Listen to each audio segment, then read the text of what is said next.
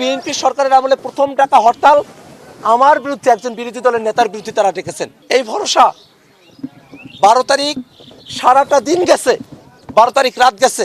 আপনাদের সাংবাদিকদেরকে আমি জিজ্ঞেস করছি, ভোটের দিন সারা দিন এমদাদুল হক ভরসা ধানের শীষের প্রার্থী, ভোটের কোনো অনিয়ম হচ্ছে এমন কোনো কথা 12 তারিখ সারাদিন সারা রাত আপনাদের কোনো সাংবাদিক ভাইকে তিনি জানিয়েছিলেন কিনা? কোনো সাংবাদিক ভাই বলতে পারবেন 12 তারিখ সারাদিন সারা রাত ভরসা নির্বাচনী অনিয়মের কথা তিনি বলেছেন? বলেন নাই। কারণ নির্বাচনী অনিয়মগুলো করার প্ল্যান ছিল তার।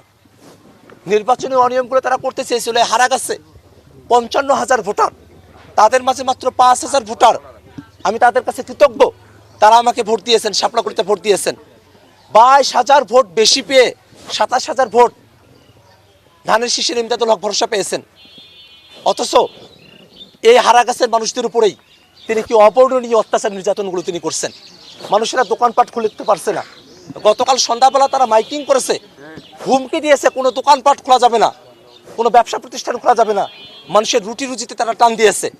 একদিকে তারা ফ্যামিলি কার্ডের কথা বলবে, অন্যদিকে অত্যন্ত হাস্যকরভাবে বিরোধী দলের সাংসদের বিরুদ্ধে হরতাল ডেকে, এবং বিএনপি সরকারের আমলে প্রথম ডাকা হরতাল আমার বিরুদ্ধে একজন বিরোধী দলের নেতার বিরুদ্ধে তারা ডেকেছেন। কত হাস্যকরভাবে তারা এই হরতালটা তারা ডেকেছেন। আজকের দিনে তারা হরতাল ডেকেছেন, যদিও পরে প্রত্যাহার করেছেন। কিন্তু এই যে তারা হরতাল ডাকলেন, এটা কোনোভাবে একটা সরকারি দলের চরিত্রের সঙ্গে এটা যায়?